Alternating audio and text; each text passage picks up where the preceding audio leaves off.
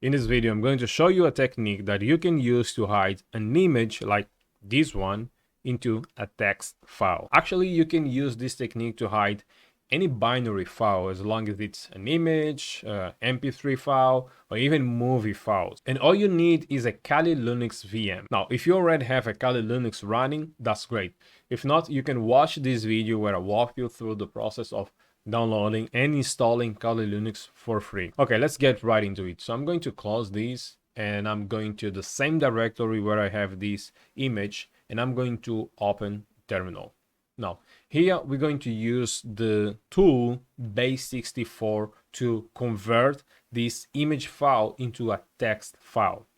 So I'm going to type base64 and I'm going to call the file and I'm going to send this. I'm going to create a new file and let's call this secret image.txt. And you can see that I have a new file here, secret image.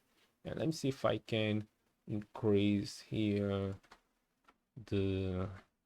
yeah, that's larger now.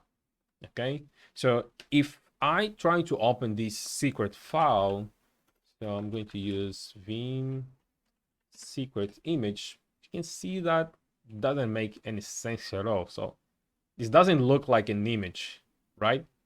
And you can use that same file to send across someone that you want to hide this hidden image. And that person, if she knows, he understands about base64, she can also convert the image or the file back to its original format, like I'm going to show you. Okay, so let's close this and let's convert back the file txt into an image. So I'm going to use again base64 minus d, the secret image, and I'm going to send this to real image.jpg. Okay, and you can see that a new file was created, real image, and there we have. Okay, and again, as I said, you can do that with any binary file. Now, there are different use cases for this technique, and often it is used by hackers to bypass security controls such as antivirus. Now, if you took value from this video, don't forget to subscribe and hit the like button, and I'll see you on the next one.